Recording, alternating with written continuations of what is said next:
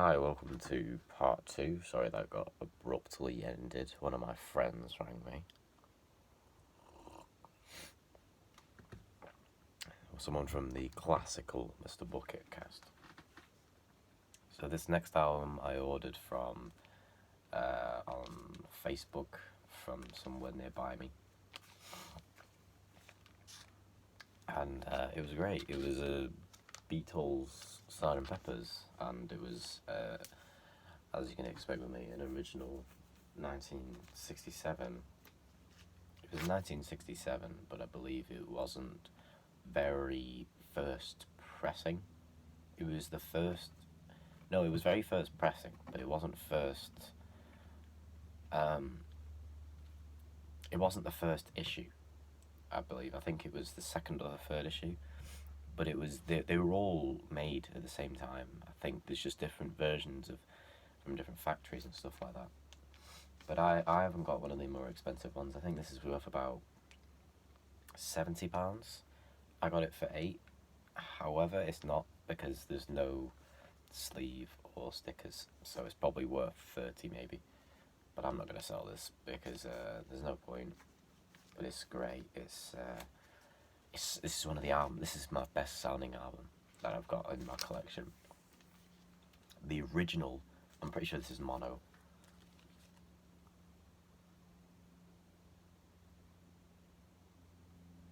Sorry, I just forgot how to read them. I think it's mono. There isn't anywhere that says stereo, which I'm pretty sure stereo versions do. However, it sounds amazing. I love mono Sgt. Peppers. It's the best way to hear the album. John Lennon and George Martin have said so, and obviously I'm not saying that they're right on everything, but I think mono is the way it was meant to be heard, and it sounds amazing because it's original. You know, there's no like compression or anything, because some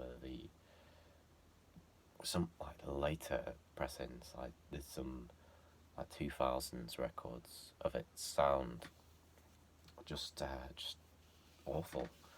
It's like you wouldn't even bother making it at that point because it's gone through digital onto vinyl, and it's like it's gonna get ruined, obviously. But I'm sure it's easier to hear this from better people, like versed people in Beatles history.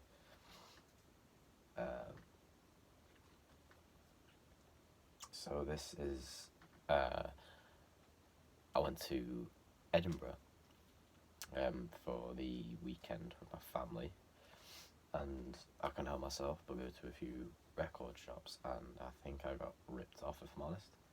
There wasn't really any like cheap ones because they were all just sort of like independent record stores and stuff like that. Like it wasn't like these second-hand shops where I get them for cheap. These were actually decently priced, but I couldn't help myself. So I went to one record shop and I got this one because it was the only really one I fancied in the shop. So this is Piper at the Gates of Dawn. You can see by the hype sticker this is 2016. I don't know why it's not 2017, because it would have been a good 50-year anniversary.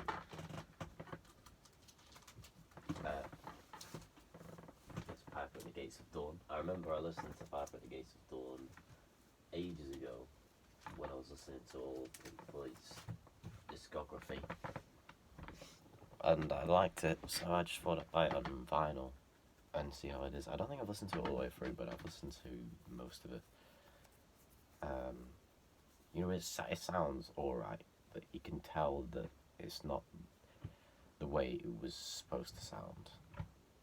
But a lot of these remasters recently, especially the Beatles ones, I think the Beatles 2017 remaster is the best sounding one, second to the original.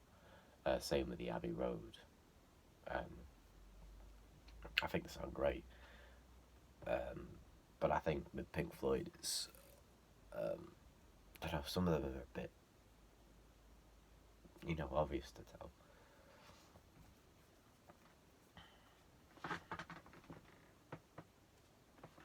Okay. Now I went to another shop, And there was Disintegration.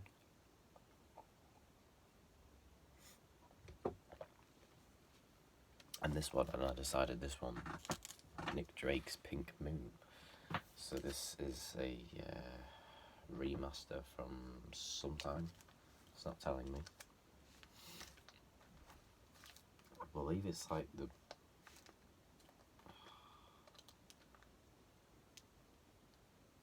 Yeah, it's not telling me, but I believe it's I believe it's in the 2010s. It's probably in the 2010s. It sounds alright. I've heard all the hype about it, and I've listened to a few of the songs. I have listened to this album once before, but like not a lot. I really like the album cover though. It's a very cool album cover because you've got this ball. Like at first you think it's a moon or a pink moon, but then you see the bit of cheese, and it's like, oh, the cheese, and then there's the wire on it, and you think it's a bomb, and you see the leaf on it, and it's like it's very cool how it's just, it takes one shape and you can think of them in different ways. That's my interpretation on it as well. And then you've got this little tooth dude, which I think is a tooth. Yeah, it's a very cool album cover. I think it's a bit overrated, if I'm honest. It's overrated, but it's also underrated. It's one of these albums where it's like Dark Side of the Moon, where people think that it's the greatest album of all time, and then you've got people who are like, no, the album's awful. And it's like, you need a middle ground, I think, and I think that's another one. It's underrated because I think it should be heard by more people. But the people that hear it are like, oh, look at this like good album that no one knows about. It's one of the best albums of all time. And it's like, I think you need some sort of middle ground here. And then I saw another market in Edinburgh, and this is where these three are from. So this was a hard one to make. I didn't know whether to go for this, or Court of the Kings and Crimson King. I decided to go with this, just for no other reason really. Yeah, the White Stripes self-titled is it's great. I think it's like genuinely underrated. I think it's a great album. There's 17 songs. Each one's about 2.5 minutes long. You know, it's a fun little like album's very creative by Jack White. You know, he uses a lot of his limited, like limitedness very creatively. Yeah, but I think it's a great one. I think that's just 2009 or something reissue. It's probably one of the like worst sounding versions of it, but you know, it's not a big deal. And this, I think, is the one that was remastered by Robert Smith. I did have a hype sticker for it, and I tried to stick it on here, but it wouldn't stick because as soon as I peeled it off, it actually wouldn't stick back on. So that was annoying. Yeah, I got Pornography because I saw it and I had to take it because I've been wanting Pornography for ages, and it's I think one of the best albums ever made. I think it's amazing. I've listened to this quite a few times on vinyl, but I mainly listen to it when I'm on walks and stuff. Yeah, if you haven't heard this album before, you really need to, honestly. I think this is great. I think this is overshadowed a lot by Disintegration, but if I'm honest, I prefer this to Disintegration. I would choose this over Disintegration any day. I don't care if you think differently, that's your opinion, but my opinion is definitely Pornography is better. I'm not sure about Faith, you know. By the way, I don't wear this I only wear this because there was a concert last night and I can't get it off. I can't get it off, I can cut it off, but I don't really want to because I feel like it might be nice to have later. Yeah, so this is Pornography. I think this is 2014, somewhere around that, early mid 2010s. Master, it sounds decent. And there's the Smiths. I already had that on CD. It's one of my favourite albums of all time as well. This is great. I'm pretty sure this isn't original either. I think this is.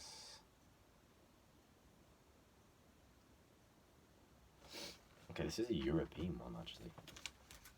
This isn't a British one, which I usually only get British ones, not consciously. I'm just saying it usually always ends up being British.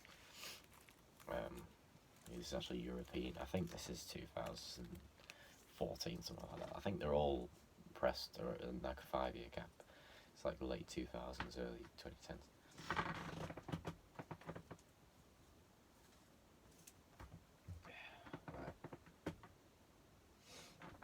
So these two were gifts from my mum. UB40, because the concert I went to last night was a UB40 concert. It was pretty cool. I had to drive like 2-3 hours, so it wasn't too great. I was a big UB40 fan, and the Wings one. I think these were like 30p. They're cheap but cheerful, as you say. But they're not that bad. I haven't listened to the Wings one, but I mean, it's a Paul McCartney song. How bad could it be? Right. So this next one is actually my most recent. I have these artists that I get into. I think I had Nirvana, which was about 2017, 2018. As most 14-year-olds have. I think about that. Then I got into like the Smiths, and then eventually Joy Division, then eventually The Cure, and about half a year ago it was David Bowie and Sonic Youth. And about a year ago I was very obsessed with the Pixies for some reason, and also Pink Floyd. There was a Pink Floyd and a Neutral Milk phase, but I don't think I've really grown out of either of those two, because they're sort of melded how I listen to music now. I don't know why I'm going into that, but basically I have like phases of discovering artists and getting obsessed with them. I think the most recent one was probably David Bowie. One of my oldest ones was Nirvana. But I think the newest one now is The Doors. I heard so much, hype about this album, that I thought, how bad can it be? And I thought it would be rock, like proper rock, like Led Zeppelin, or something like that. That's why I didn't really know what to expect, and I thought it would be, I didn't like it. Oh, sorry, I got the CD of it as well, the other day from a market stall, the vinyl I got from Amazon.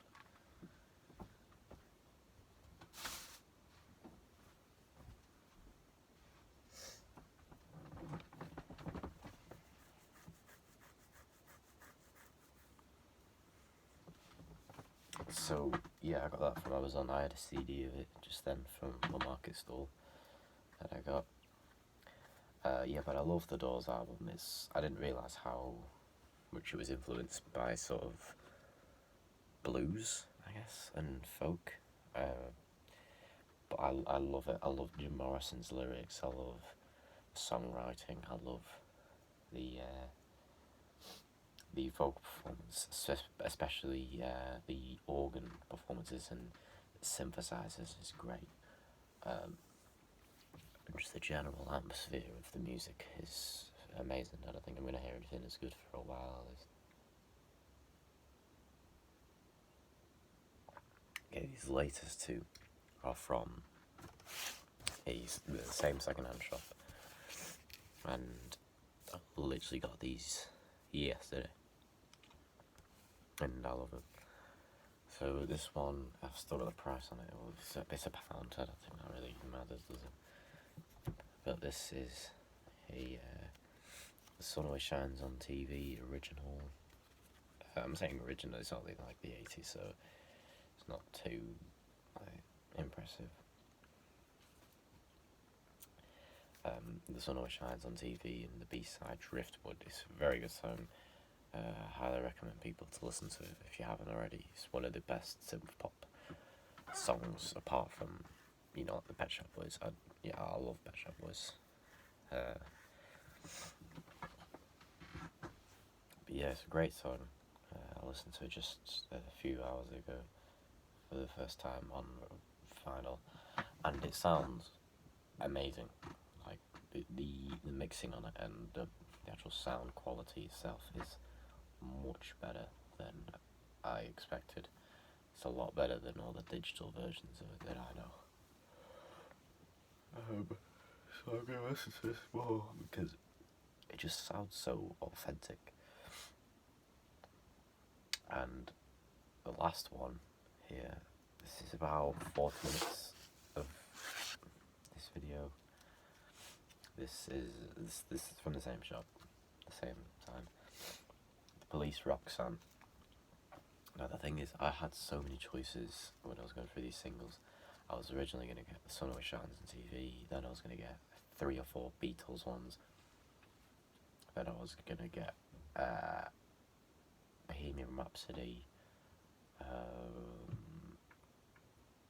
and eventually I was going to get Golden Brown by the Stranglers. Then I was going to get The Police, Roxanne, and this is great. I might actually get the other one next time I go. But there's this Police, Roxanne, and these are obviously in some sort of set because this is a blue record. I actually haven't listened to this, so I'm quite excited for what this sounds like. This is Peanuts and Roxanne. And so that's going to be, an interesting listen. But I was tied between getting Roxanne in blue or Message in a Bottle in green. And I decided on Roxanne. I think they're about the same price. They're about £8. But I'm definitely going to go back to that because there's punk singles that are all pretty expensive, but they're pretty cool to own. It's great, I think. So that's been it. It's been a while since we've had this, haven't we?